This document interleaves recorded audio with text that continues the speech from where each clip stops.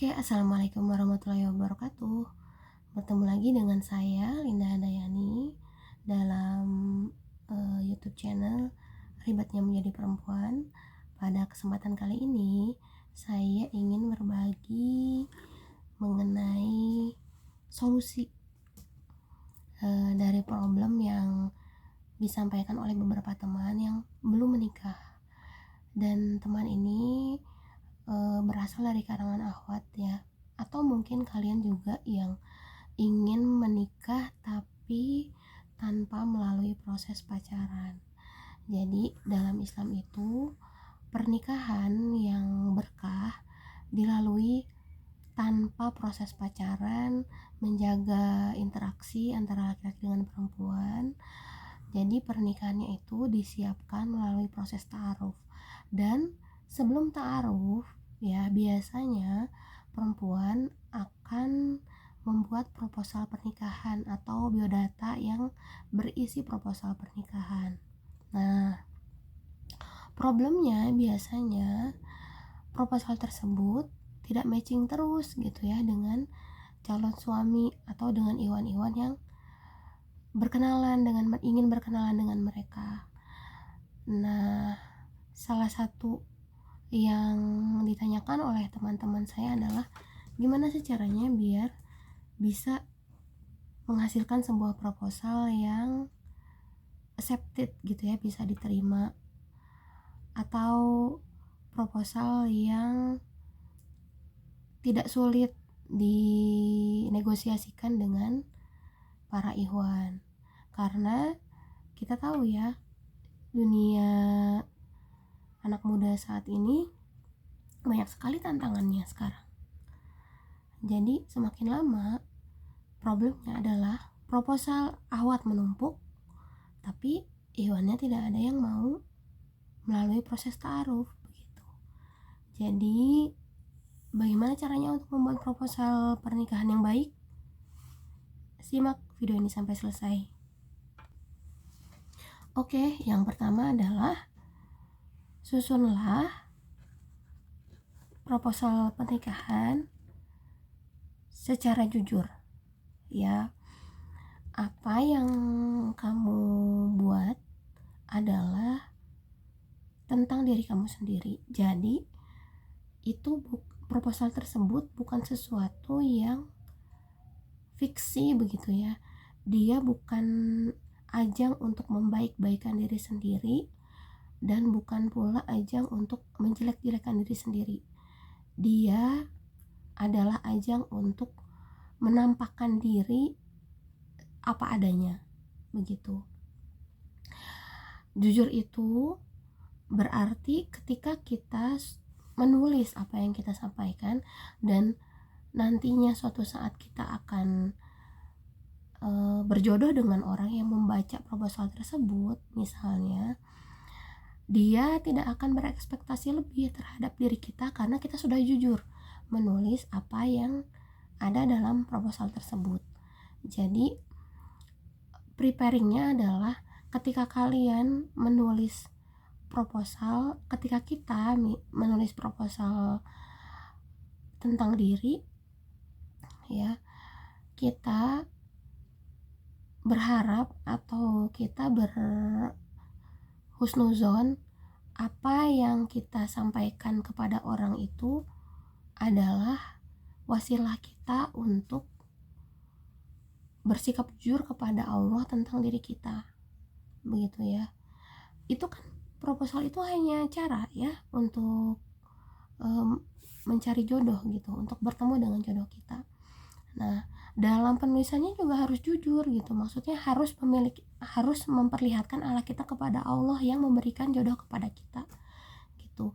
Jadi kejujuran itu penting, paling penting bahkan dalam kehidupan pernikahan ya tentunya, karena terkadang pernikahan menjadi runyam ketika suami berekspektasi lebih terhadap istri akibat proposalnya yang membaik-baikkan diri sendiri gitu. Jangan sampai ya, tapi tidak juga jadi menjatuhkan diri sendiri juga karena khawatir mendapat ditolak gitu oleh laki-laki atau oleh ikhwan gitu. Tidak juga seperti itu, tapi bersikaplah jujur karena itu landasan utama ya. Yang kedua, visi dan misi pernikahan harus dituliskan secara konkret di dalam proposal pernikahan.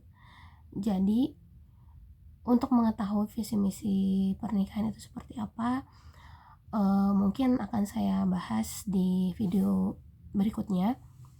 Yang pasti, karena itu adalah bagian utama yang harus menjadi komitmen suami istri nantinya.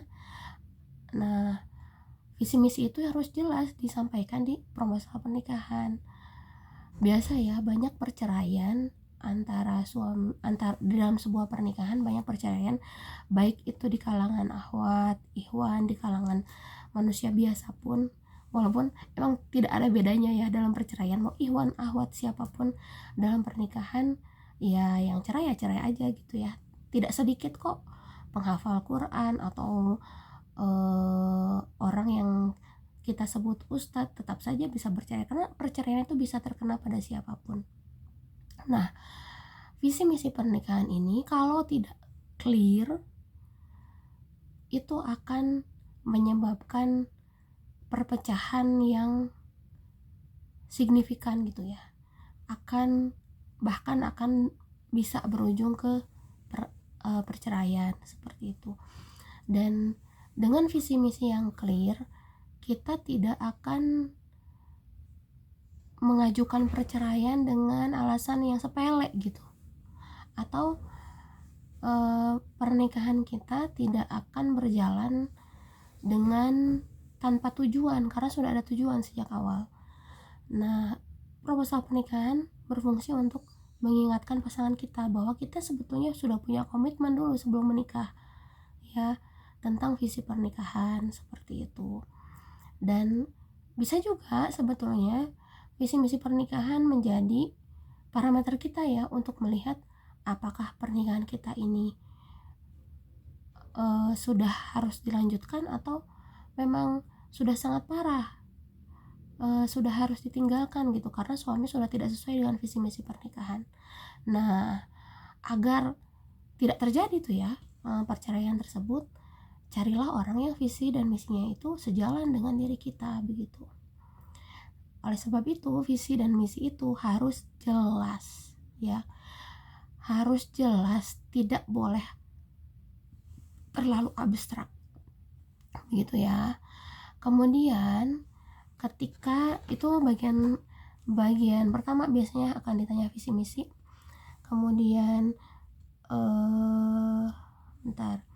kemudian nanti di proposal pernikahan itu teman-teman akan diminta untuk menceritakan kelebihan dan kekurangan ya. Nah, disinilah kejujuran itu perlu disampaikan. Kelebihan kekurangan ini kelebihan kekurangan ini tidak konkret biasanya dalam pernikahan itu. Misalnya kelebihan saya bisa Excel gitu, enggak gitu, itu kita kan tidak sedang mencari pekerjaan ya. Tapi kelebihan dan kekurangan yang dimaksud adalah secara substansial, kelebihan apa yang bisa mendukung pernikahan begitu, atau kelebihan apa yang secara soft skill atau secara pribadi bisa membuat kita nyaman untuk hidup bersama orang lain, terutama lawan jenis. Nah, kelebihan dan kekurangan ini perlu kita sampaikan yang penting-penting saja ya. Misalnya seorang perempuan gendut, dia tulislah saya kelebihan berat badan gitu. Bukan itu yang dimaksud dengan kelebihan ya. Jadi kelebihan itu adalah apa-apa yang membuat kamu bisa bertahan dalam pernikahan, atau apa-apa yang berpotensi untuk menguatkan suami kamu nanti setelah menikah dengan kamu gitu. Itu kelebihan kamu. Atau sejatinya sebetulnya ketika kalian akan benar-benar secara serius membuat proposal pernikahan, biasanya sebelum menulis proposal itu sudah berkontemplasi dulu gitu ya, sudah berpikir, sudah memahami diri sendiri, sudah berupaya untuk memahami diri sendiri, kelebihan saya sebetulnya apa dan kekurangan saya sebetulnya apa. Kemudian ada kekurangan ya, ini tadi kekurangan ini sampaikanlah yang memungkinkan untuk membuat suami kecewa kepada kalian ya.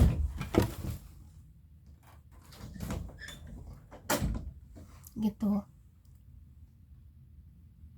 Jadi sampaikanlah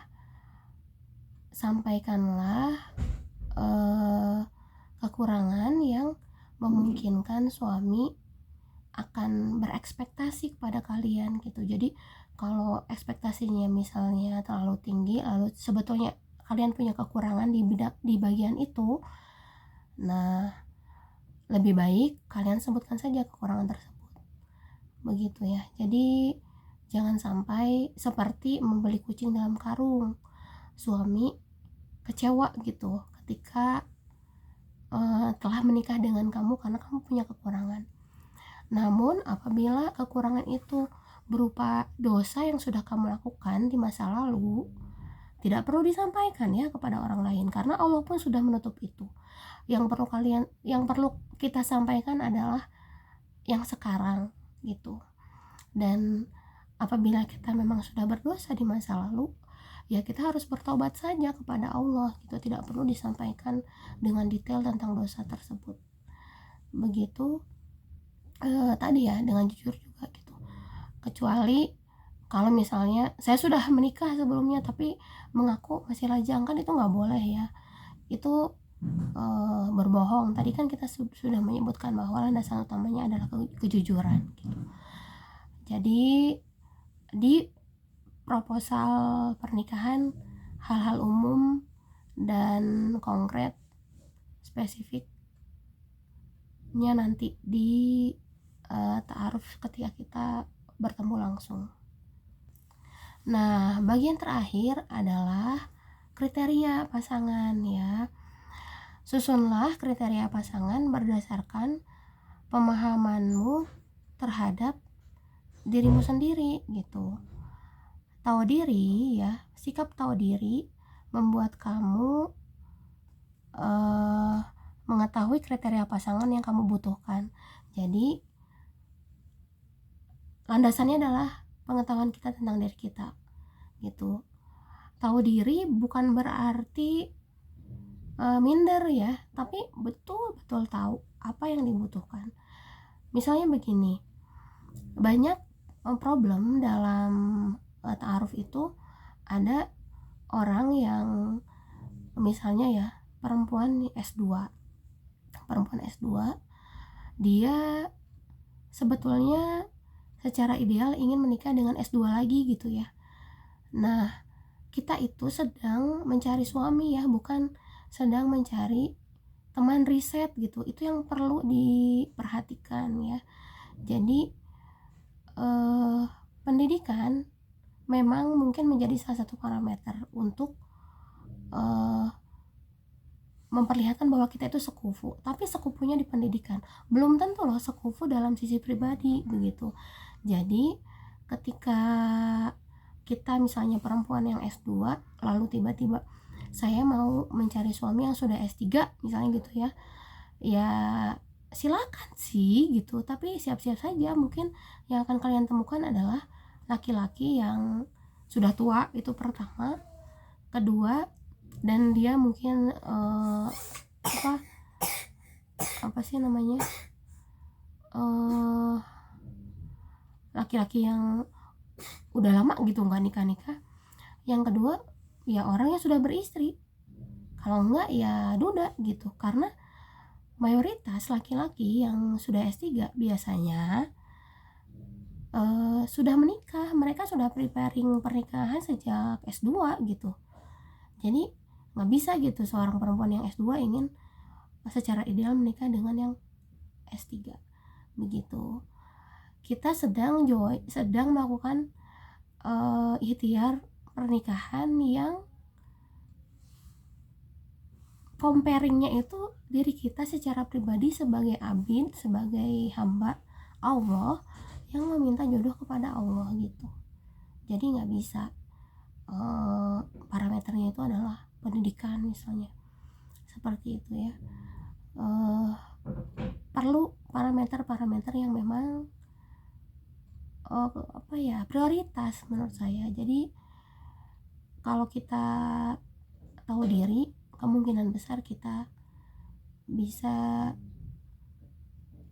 mendapatkan kriteria penting yang kita butuhkan, bukan yang kita inginkan ya. Orang yang kita butuhkan, bukan yang kita inginkan, karena Allah memberikan pasangan hidup kita untuk seumur hidup kita agar kita bisa bertahan menikah dengan orang yang kita butuhkan, bukan yang kita inginkan gitu. Jadi kalau masih ada proposal yang isinya adalah kriteria yang diinginkan gitu ya, maksudnya atau kriterianya tuh ingin seperti Leonardo DiCaprio misalnya, tapi wajah kayak Nunung misalnya gitu kan, itu kan tidak nyambung ya, seperti itu ya. Sudah wajar-wajar saja lah gitu ya, tahu diri. Kalau sudah tahu diri, kita insya Allah akan bisa mendapatkan simpulan kriteria pasangan yang kita butuhkan, bukan yang kita inginkan. Begitu mungkin. Semoga bisa menjadi inspirasi untuk meraih visi proposal pernikahan. Dan yang terpenting dalam membuat proposal ta'aruf itu adalah penyerahan diri kita kepada Allah Subhanahu wa taala. Orang yang akan kita jadikan suami itu adalah orang yang kita butuhkan. Lalu Allah adalah pemilik calon suami kita. Jadi mintalah sebagai seseorang yang membutuhkan sesuatu kepada pemiliknya begitu. Dan Allah adalah pemilik kita juga. Jadi mintalah sebagai ciptaan ya, kita adalah ciptaannya. Mintalah sebagai ciptaan yang sedang meminta pasangan gitu. Jadi otomatis ketika kalau kita mengibaratkan diri sebagai sebuah ciptaan, maka kita akan sangat merendahkan diri kepadanya gitu ya. Tidak bisa nawar, tidak bisa sombong gitu, seperti itu. Karena yang menciptakan dia ya semau-maunya memberikan jodoh kepada ciptaannya, seperti itu. Sekian dari saya, semoga ini bukan jadi salah satu keribetan jadi perempuan di Indonesia, tapi menjadi ikhtiar kita untuk menghadapi atau memerangi keribetan yang terjadi ketika kita menjadi seorang akhwat di Indonesia. Sekian, wassalamualaikum warahmatullahi wabarakatuh.